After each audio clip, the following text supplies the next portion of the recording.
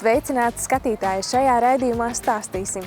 Valmieras novadā viesojas Sadraudzības pilsētas Čerkasī Ukrainā pārstāvi, skolotāji un skolēni. Kādi ir iedzīvotāju paradumi saistībā ar atkritumu šķirošanu un ko par to liecina Vidzemē veiktā aptauja? Valmieras bibliotēkā izveidota neformālās izglītības programma Lasīšana kopā ar suni, lai rosinātu interesi par kanisterapiju. Bet noslēgumā Valmieras peldbaseinā apmācības bērniem par drošību pie ūdens. Nākamajā sižetā būsim klāt, kad norisinājās Valmieras Sadraudzības pilsētas Čerkasī Ukrainā vizīte Valmieras tehnikumā. Turpinājumā arī ielūkosimies, ar ko tad šī vizīte ir nozīmīga. Valmieras novadā viesojas Ukrainas pilsētas Čerkasī pašvaldības izglītības un humanitārās politikas departamenta pārstāvji. Vizītes programmā iekļautas nozīmīgas aktivitātes, kuru laikā arī skolēni no Čerkasī pilsētas lielākās vidusskolas iepazītos ar Valmieru novada vietām un arī Valmieras pilsētas izglītības iestādēm.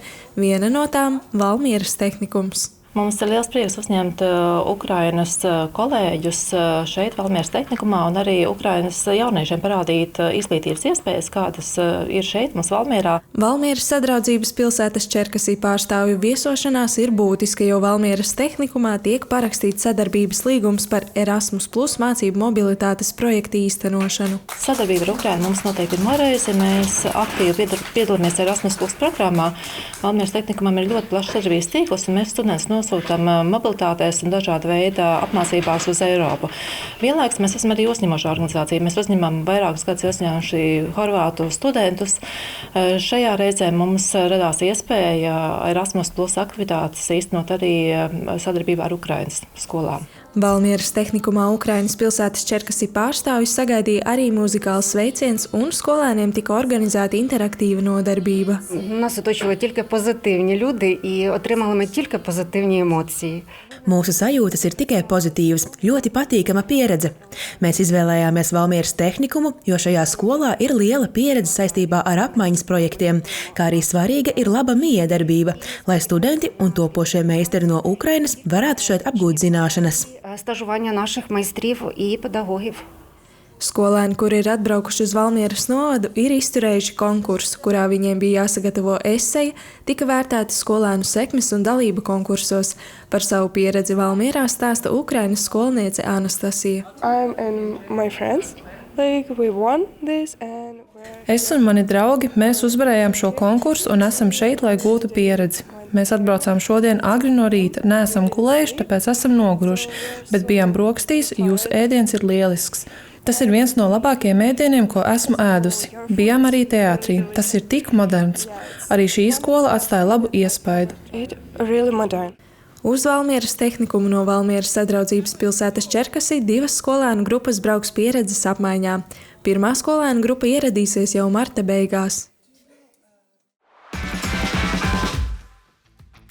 Lai rūpētos par vidi, iedzīvotāji tiek aicināti šķirot atkritumus. Piemēram, pie daudzdzīvokļu mājām ir dažādi konteineri, kur tad to var darīt.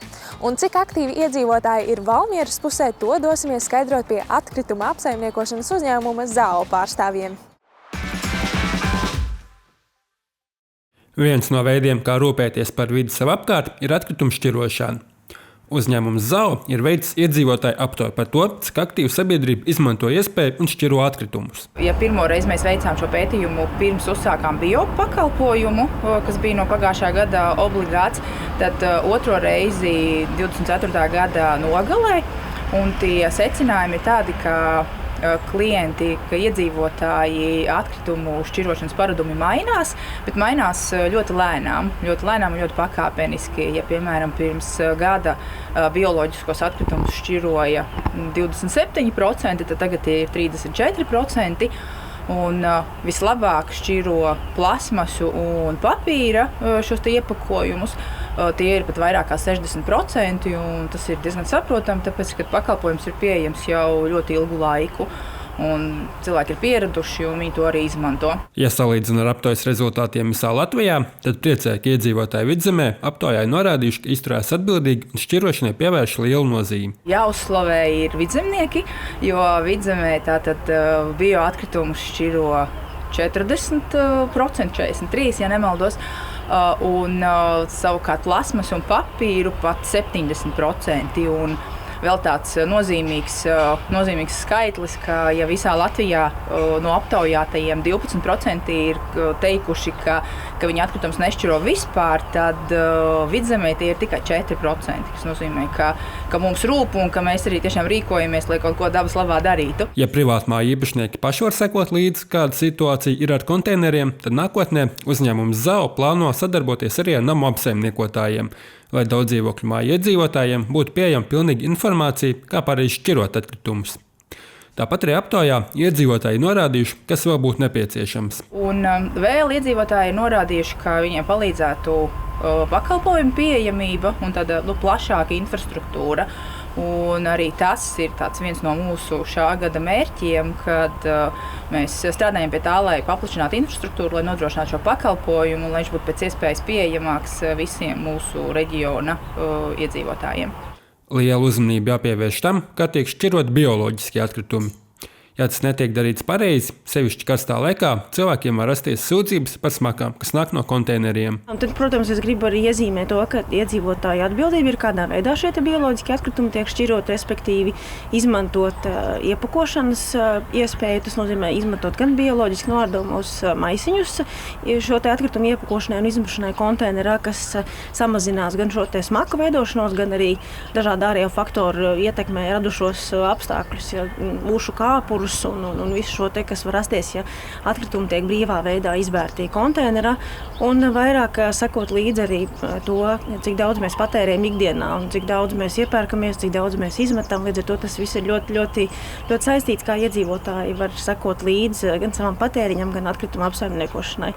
Jau šogad ZAO plāno paplašināt savu teritoriju, kur cilvēkiem būtu pieejami pakalpojumi, un tādējādi būtu iespēja šķirot atkritumus. Šogad mēs esam iezīmējuši paplašināt dalītās vākšanas iespējas mūsu reģionu iedzīvotājiem. Tas nozīmē to, ka mēs piedāvāsim pie namdurvīm cilvēkiem iespēju šķirot savus atkritumus, tad gan iepakojumu, gan stiklu, gan arī paplašināsim bioloģisko atkritumu šķirošanas iespējas.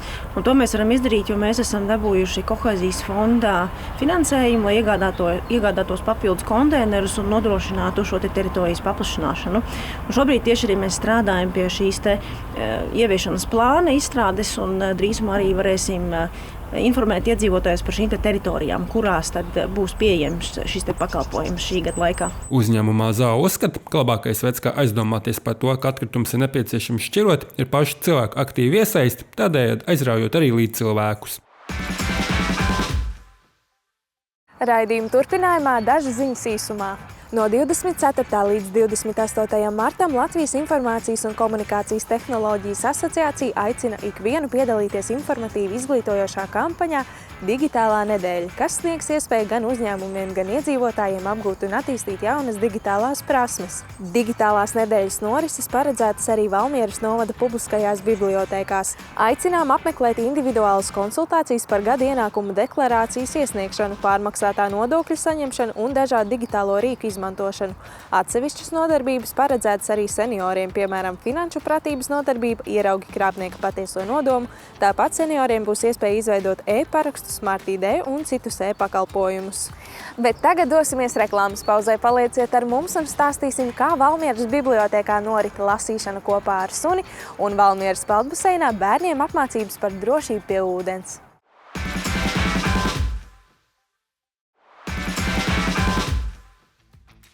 Valmieras bibliotēka sadarbībā ar Valmieras novada pašvaldību izveidojusi neformālās izglītības programmu Lasīšana kopā ar suni. Ievads kanisterapijas nodarbību sagatavošanā ar suni terapeitu, bet plašāk par šo tematu jau stāstīsim turpinājumā. Jau vairākus gadus Valmieras bibliotēkai ir sadarbība ar kinoloģu un kanisterapijas speciālisti Ingūnu Tihomīrovu. Kopīgi īstenojot vairākus projektus, saprata, ka ideja par bibliotēku ar suni, lai motivētu bērnus lasīt, jābūt attīstītai visā Latvijā. Tomēr, lai šāda pieeja būtu veiksmīga, nepieciešama profesionāla cilvēka, kas to spēj īstenot kvalitatīvi un ar pievienoto vērtību. Un tā tapa šī neformālās izglītības programma. Šeit Valmieras bibliotēkā satīkās tie cilvēki, kuriem patīk bibliotekas, kuriem patīk lasīšana, kuriem patīk suņi, kuri vēlas apgūt kanisterapeita specializāciju. Tad mēs šeit visi esam satikušies, lai dalītos idejās, iemācītos kaut ko jaunu, varbūt pārbaudīt sevi, vai tu esi spējīgs izveidot kādu nodarbību, vai šeit tev kolēģi palīdz, vai idejas palīdz, jo tā doma ir tāda, ka vairāk ir pievērsta uzmanība tieši lasīšanai, šī lasīšanas veicināšana. Jo tas tāds brīnišķīgi iespēja, brīnišķīgs tilts starp to, starp suni un bērnu, kuram varbūt nepatīk diktētās grāmatas. Bet ar suņu palīdzību ir iespēja šim bērnam parādīt, ka grāmata nav bubulis, ka tas nav nekas briesmīgs. Tas ieguvums ir patiešām redzams, jo bērni šo īpaši apmācīto suņu klātbūtnē, viņi atraisās bez stresa, izdara lietas, ko varbūt savādākā nodarbībā viņi nevarētu. Bet es gribu uzsvērt, ka ir jānodala terapija no lasīšanas veicināšanas. Mēs katrā ziņā neārstējam bērnus. Mēs vienkārši sadarbībā ar īpaši apmācītiem suņiem veicinam bērnu lasīt prasmi un lasīt prieku. Šī bija pirmā reize Valmieras bibliotēkā, kad pedagogi, bibliotekāri un citi interesanti no visas Latvijas tikās, lai piedalītos šajā seminārā. Viena no dalībniecēm bija arī Linda Štībele, kur ieradusies no Liepājas. Suņu asistētu pedagoģija Latvijā ir diezgan, patreiz jau vēl maz tāda nepopulāra. Un, teiksim, es zinu, ka ir iespējams kaut kādos kursos piedalīties un iegūt kaut ko jaunu. Es esmu gatava braukt pāri Latvijai un arī ārpus Latvijas. Lai gan kanisterapija ir terapijas veids, kurā tiek izmantot suņi, lai palīdzētu cilvēkiem ar dažādām veselības problēmām, uzlabot fizisko, emocionālo un psiholoģisko stāvokli, Latvijā radusies īpaša pieeja, kur tieši lasīšana ar suni ir kļuvusi par atsevišķu kanisterapijas sastāvdaļu. Lasīšanā ar suni ir tā priekšrocība, ka sunim nav tik daudz jāzina kā kanisterapijas sunim. Viņam ir jābūt drošam attiecībā pret klientu, un tāpēc mēs visticamāk uzstāsim, lai tas būtu tomēr eksāmens sunim, kur pārbauda viņa drošību pret klientu. Viss pārējais būs atkarīgs no cilvēka, kur viņš gribēs lasīt, ar ko viņš gribēs lasīt un par kādu tēmu. Un tad viņš savu suni apmācīs trikus un uzvedību tādu, kā vajag viņa grāmatai vai viņa publikai. Un vēl ir labums tas, ka kanisterapijas suns, ja viņš vairs nevar strādāt aktīvi ar īpašajiem bērniem, tad savas vecumdienas viņš var pavadīt bibliotekā un būt ļoti labs bibliosuns, jo tur ļoti daudz nevajag ko darīt. Tur ir jāklausās, mierīgi jāguļ un jāļaujās procesam, kas notiek apkārt, kad bērni lasa. Un pašās beigās viņš varbūt var aplaimot ar 1, 2 trikiem vai kopīgi iziet pastaigu. Tā kā tās ir kanisterapijas suņu vecumdienas. Varbūt dažiem var rasties bažas, ka suņiem šāds darbs bibliotēkā varētu būt bezdarbīgs, taču kinoloģi uzsver, ka tā noteikti nav. Suns nepaliek mājās viens, viņš ir kopā ar savu saimnieku vai pavadoni. Otrkārt, ja kanisterapijas speciālists vai cilvēks, kas grib lasīt kopā ar suni, izvēlās apciemot bērnu dārzus bibliotekas, tad tā ir iespēja apceļot visu Latviju kopā ar savu saimnieku. Un treškārt, vienmēr, lai tā lasīšana nebūtu garlaicīga, ir kaut kāds knifiņš vai rozīnīte, ko saimnieks iemāca sunim, lai pārsteigtu lasītāju. Un tādā gadījumā viņš vienkārši pacietīgi gaida, kamēr būs viņa uznāciens. Turklāt nākotnē plānots rīkot šādas tikšanās vēl, lai veicinātu kanisterapijas un lasīšanas integrāciju bibliotēkās visā Latvijā. Šogad pirmo reizi Valmieras Olimpiskā centra peldbaseinā norisinājās nodarbības bērniem, kurās Valsts ugunsdzēsības un drošības dienests stāstīja par nozīmīgām aktualitātēm par drošību pie ūdens. Tuvojoties siltajam laikam un vasarai, arvien vairāk ar cilvēkiem jārunā par to, kā droši atpūsties pie ūdens. Viena no sabiedrības daļām, kas jāuzrunā īpaši, ir bērni, ar kuriem par drošību ir jārunā tā, kā viņi to saprot. Tieši šādas mācības notiek pirmo reizi. Tas tāda, negribētu teikt, ka spontāna ideja, bet dažādu notikumu sakritības dēļ mēs vienojāmies, ka varētu pamēģināt šogad izmēģināt ar skolēniem, jo šī ir ļoti svarīga tēma, kas būtu jāiekļauj mācību procesā, ņemot vērā slikto statistiku, kas mums Latvijā ir noslīkušo skaita ziņā. Priecē fakts, ka pēc novērojumiem bērnu peldēt prasme vismaz Valmieras novadā ir labā līmenī. Tomēr jāpaturprātā fakts, ka ne visos Latvijas novados bērniem ir pieejama peldēt apmācība, kur ir iespēja apgūt drošas peldēšanas pamatus. Nevarētu teikt, ka bērnu peldēt prasme pasliktināsies, tieši otrādi. Valmieras novadā mēs peldēt apmācību jau 6. gadu notiek 4 gadus, sākot ar pirmsskolu un beidzot ar 3. klasi. Diemžēl visā Latvijā šādas iespējas nav, jo peldēt apmācība joprojām nav kā obligāta mācību stunda, bet pie šī tiek strādāts katru gadu, lai mēs beidzot iekļautu peldēt apmācību kā obligātu mācību stundu, jo tā ir ļoti svarīga prasme, kas var glābt cilvēkam dzīvību. Svarīgi, lai informācija par drošību pie ūdens gūtu ne tikai bērni, bet arī viņu vecāki. Valsts ugunsdzēsības un glābšanas dienesta pārstāvis skaidro, ka meklē dažādus veidus, lai par drošību atpūtas laikā būtu informēta maksimāli liela sabiedrības daļa. Mēs mēģinām pa dažādiem kanāliem uzrunāt dažādas šīs mērķu grupas, jo visi Latvijas iedzīvotāji ir ļoti, ļoti liela mērķu grupa. Un tādēļ arī, piemēram, Tēva dienā mēs gaidījām ciemos ģimenes mūsu ugunsdzēsēju depo Vidzemē, kurās mēs stāstījām un skaidrojām šos drošības pamatnoteikumus. Mēs ejam regulāri, arī tikko gājām 112 dienā, kur stāstījām par aktuāliem drošības jautājumiem arī uz izglītības iestādēm. Mēs ejam pie darba kolektīviem, mēs mēģinām ļoti dažādās formās runāt ar cilvēkiem, bet šeit varbūt arī tieši par pašiem jauniešiem, lai viņi ir zinoši, lai viņi ir pārliecināti par to, ka viņi zina, kā pareizi rīkoties, un tad arī, ja, piemēram, tās šļakatas jūras krastā viņiem uzšļakstās, viņi nesabīstās, bet viņi zina, kā rīkoties un kas viņiem būtu jādara vai ko tieši otrādi viņiem nevajadzētu nekādā gadījumā tajā jūras krastā darīt. Neredz speciālisti ir uzsvēruši to, ka bērns mācību iestādē apgūst jaunas zināšanas. Pēc tam ar tām padaloties arī ar vecākiem, kuriem dažādu iemeslu dēļ šis tas var būt piemirsies. Mēs esam novērojuši arī par ugunsdrošības jautājumiem, ka bērni pēc tam dodas mājās pēc mūsu tikšanās reizēm un stāsta, mamma ir tā, jādara tā, mums vajag mājās izdarīt šo un to. Un es domāju, ka arī šajā jomā, ko mēs runājam par tieši drošību uz un pie ūdens, kā lai saka, līdzības ir ļoti lielas. Līdz ar to mēs ceram, ka arī šodien, aizejot mājās, bērni stāstīs, ka ugunsdzēsēji glābēji bija ciemos, stāstīja par šo te drošību uz ūdens, ka viņiem nepieciešama šī peldveste, un peldveste ir nepieciešama gan lieliem, gan maziem, baudot ūdens priekšus, lai vienkārši šī atpūta pie ūdens būtu droša. Un šeit arī mēs atgādinām to, kā lai saka, numuru 112, kur vajag zvanīt un saukt palīgā, ja nelaime ir notikusi. Jo atkal, ja mēs pa pilienam to informāciju tiem bērniem atgādinam un iedodam, viņi jau vairs tajā brīdī, kad viņiem ir jāsauc palīgā, viņi nedomā, viņi zina, ko darīt. Galvenais ieteikums bērniem, kur dodas atpūsties pie ūdens, ir iet kopā ar kādu atbildīgu pieaugušo, kurš visas atpūtas laikā bērnu pieskatīs. Turklāt jāatceras, ja notiek kāda nelaime, svešu bērnu nav un savu iespēju robežās jācenšas sniegt palīdzību gadījumā, ja kāds to lūdz.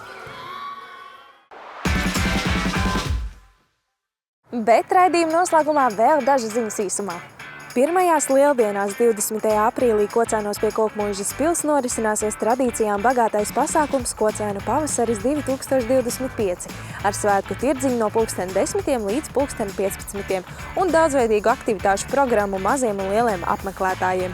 Aicinām mājražotājus un amatniekus pieteikties dalībai tirdziņā līdz 30. martam, aizpildot elektronisko pieteikumu anketu, kas publicēta pašvaldības tīmekļa vietnē valmierasnovads.lv.